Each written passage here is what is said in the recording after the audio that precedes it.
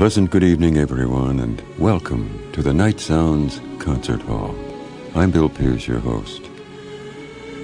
Well, I sound a little formal tonight as we come to you. The reason I call our meeting together a concert hall is because tonight we're going to be featuring classical music from various eras, composers, symphony orchestras. I've mentioned it many times. Maybe you recall that our theme music you hear right now was written by a classical composer of the 20th century, Claude Debussy. He was called an impressionist composer because his music seemed so dreamy. Clair de Lune was one of his compositions. Also La Mer, the sea. Being a Frenchman, he almost said wrote French music, but certainly the lyrics of some of his pieces were beautiful too. Tonight's program is going to feature, as I mentioned, various symphony orchestras. And I thought that at this point we would begin with something very sprightly and up-tempo. Not loud and boisterous, but pleasingly quick. It's called Bourrie. It's from Handel's Water Music.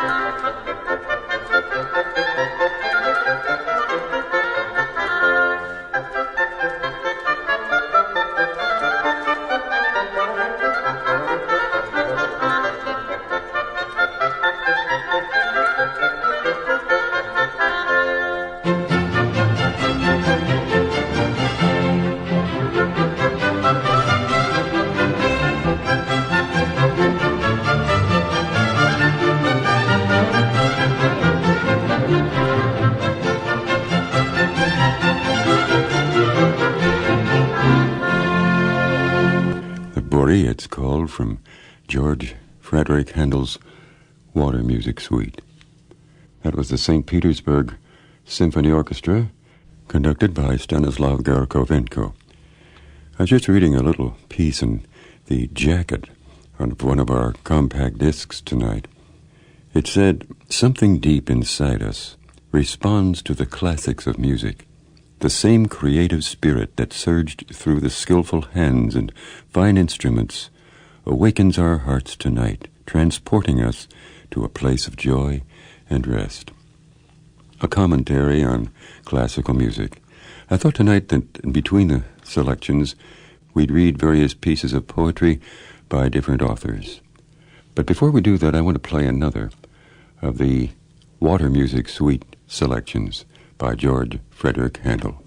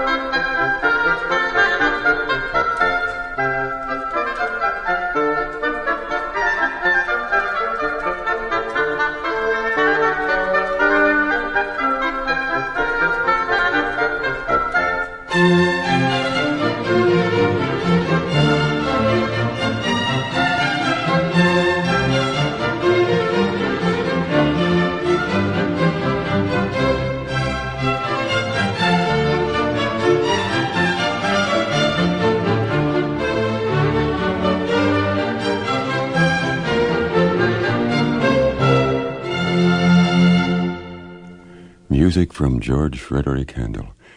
They used to pronounce his name back in those days Georg, and that was from the Water Music Suite, number 3. Tonight's program, Poetry and Classics. It's always interesting to have material sent in by our listeners. In fact, the music you hear right now in our background is from the Palavichian Dances by Borodin, and it was sent in by one of our listeners, who got some musicians together, and it looks like a synthesizer back there, and you'll hear a violin in a few minutes, perhaps a flute, playing music of the classics as we come to you tonight with Nightsounds. And I just thought that it might be a little bit of a cultural provision for you in these moments together. We don't hear classical music very often on radio anymore, unless we happen to be near a university or a fine arts station in a large city. But I thought that since music in itself has been created by God, and the classical composers of eons ago have given us such a rich heritage and legacy of great music, that we want to play some of the more familiar pieces for you tonight. In our poetry, it, as I mentioned, is taken from various sources. Here's one that fits with the Nightsounds mood and direction. It's entitled, I Needed the Quiet, from the book by Alice Mortensen. She wrote, I needed the quiet, so God drew me aside into the shadows where we could confide, away from the bustle where all the day long I hurried and worried when active and strong. I needed the quiet, though at first I rebelled, but gently, so gently, my cross he upheld, and whispered so sweetly of spiritual things. Though weakened in body, my spirit took wings to heights never dreamed of when active all day. He loved me so greatly, he drew me away. I needed the quiet, no prison my bed, but a beautiful valley of blessings instead. A place to grow richer, in Jesus to hide. I needed the quiet, so he drew me aside. And in our Poetry and Classics program tonight, we're going to take one that came in through the email source, and it's written, many people will walk in and out of your life, but only true friends will leave footprints in your heart. To handle yourself, use your head. To handle others, use your heart. Anger is only one letter short of danger. If someone betrays you once, it is his fault. If he betrays you twice, it is your fault. Great minds discuss ideas. Average minds discuss events. Small minds discuss people. He who loses money loses much. He who loses a friend loses much more. He who loses faith loses all. Learn from the mistakes of others. You can't live long enough to make them all yourself. Friends, you and me. You brought another friend, and then there were 3. We started a group. I had no author given to that piece there. It seems like sort of a composite of various thoughts by perhaps the same mind. This next poem, entitled A Positive Outlook by Nan Debrinka. She wrote, "Being positive, it seems to me, affects how life shall often be. One can worry, stress, and stew, if that's what one wants to do. An attitude to look ahead, to count the blessings life can bring, would seem to be the better thing. It surely keeps your outlook bright, from early morning till late at night. Once you try it, then you'll know how truly it can help you so." Good to hear something about positive thoughts. Tonight's program, Poetry and Classics. I'm reaching over for some books because my table beside me here is full of little anecdotes and messages sent from listeners and poetry and things like those. From the book Reflections on Life, another of our listeners, Joyce Monfort, wrote a piece called The Gift. And she said, "When I walked the green fields in the spring of life, the wind was soft, the sky was blue, and you were by my side. All days then were merry, and nothing marred my dreams. And then time passed, as indeed it must, bringing joy, and some pain, some dross. Some perfect times, some trying times, some times of awful loss. And now, when I walk the snowy fields in winter's bitter blast, storm clouds hang low, and cold winds blow, and there's no hand in mine.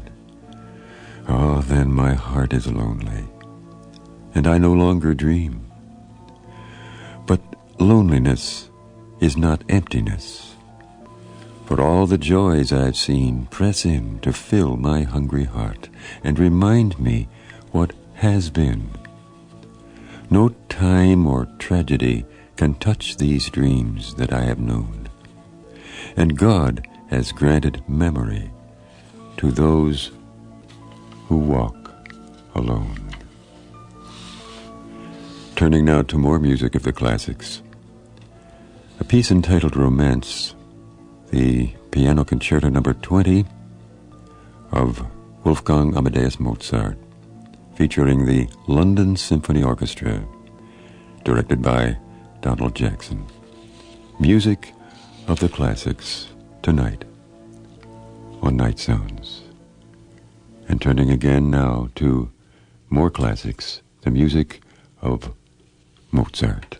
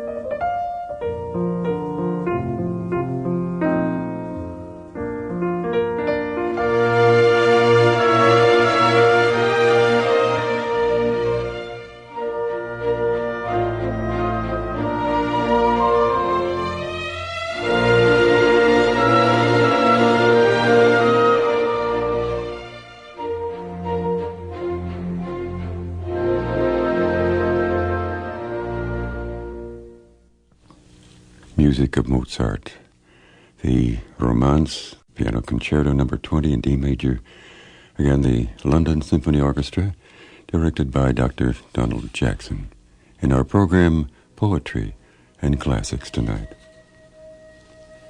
I'm Bill Pearce, in case we haven't met before and you've just joined us in the past few moments. Music to help you through the night and the early morning hours. I know I've often mentioned that I reach over if I'm awake late at night or perhaps 1, 2, 3 in the morning, switch to the classical station and listen to music very softly, like that which we've heard tonight. Nightsounds continues after we go off the air through the various outreaches of compact discs in instrumental and vocal music, the printed page, Golden Moments devotional book, and Turning Points, a composite of little pieces taken from various previously aired Nightsounds programs. Our mailing address, in case you'd like to contact us, is Nightsounds, Wheaton, Illinois, 60189. If you go through email, we're nightsoundsradio@aol.com, and our website appears nightsoundsradio.org. I'd like to have you check in with us in that manner. Thank you for joining me tonight. I realize, as I mentioned a few moments ago, that we don't often hear classical music much anymore on radio. And I just thought that since God created music and some of these great masters that, well, just sometimes stayed up late at night and were visionaries and wrote such incredible music, well, they just should be heard from time to time in the Christian arena, part of our culture and education. And in our poetry offerings, much of it comes from our listeners. We turn to the book by Ruth Martindale. She has one entitled Teacher's Prayer. As I stood and gazed one morning at each little empty chair, I couldn't help but bow my head and breathe this earnest prayer.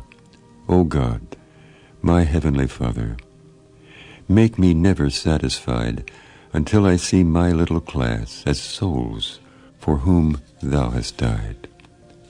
Help me to go before my class with this one solemn aim, that these dear little ones may bring glory to Thy name. If in only one young life Thou hast blotted out sin's stain, 'twould make my heart rejoice. I know that my work was not in vain. They are with me but an hour, but ere its minutes flee, may precious souls be reached for all eternity. May I never see just children who listen to my voice, but lives whom I can influence to make my Lord their choice. That written by a teacher of young children in grade school. Poetry and Classics continuing tonight. Work by Calvin Miller, another of our listeners, great man of God. He wrote, "It was his hands I noticed first, big, tough, and weathered, hammer-gripping, sweating fists, quite used to driving nails into the rough, and bronze blue-bruised where once the iron missed. A hand's a thing of beauty, in the eye of those whose vision trained can pierce the skin, to see the steel of sturdy bones laid white, and fragile tendons, filament and thin. I understand the riddle of the hand, how leathered calluses breed tougher skin, hides tiny porcelain machines within. Yet love defies my wit to understand how hands that swung the crushing iron grow frail, and beckon in each palm a killing nail." Rather obscure but beautiful commentary on the nail-pierced hands of our Lord Jesus. Next we have a poem from Leona Choi for those who are handicapped, perhaps an invalid in some sort of a frame or especially a wheelchair. She wrote in a piece called Leap the Wall, "Leap my child. But I can't leap, Father. Just look at me. I'm locked into my infirmity, tied to my circumstances, limited by a body that has been marred through life's adversity. My world is too small, defined by four walls. I can't even stand tall. I can't walk at all. And of course, I can't leap. My child, you are not beyond my sovereign appointment and perfect plan. Your circumstance is not happenstance, neither accidental nor incidental, but providential. You are not locked in, for I set you free. You are not tied down. I loosed your bonds. You are not limited. I am extending you. You are not marred. I molded you. No calamity befall you, for I orchestrate your life. Your walls do not confine, for I built them myself, not to imprison you, but to transform you into my image. Nothing can prevent my care or hinder my power. I could let you leap physically now, if I choose, and you shall leap in my good time. Trust me, child. I choose the best for now, that you should walk with me. My grace applied sufficiently, step by step and day by day. You shall leap your walls with special opportunities and talents I've given you, with gifts of my Spirit bestowed. You are my instrument of blessing, right where you are, and just where and as you are. So, rise in your spirit. Take up your bed and walk, and leap over your wall at my bidding and in my strength, to bless your world and mine. And as you and I look to another day tomorrow in God's divine providence, a few short words from Joyce Montfort in prayer. O Lord, you've given so much to me, and now my eyes are open. I can see the clouds and storms of doubt and sin that would not let me enter in. They're washed away. It's a brand new day with you. The sunshine of your love has warmed my heart, has given me a gladness and a brand new start. The peace and love that I feel have shown me that your love is real. It's a brand new day with you.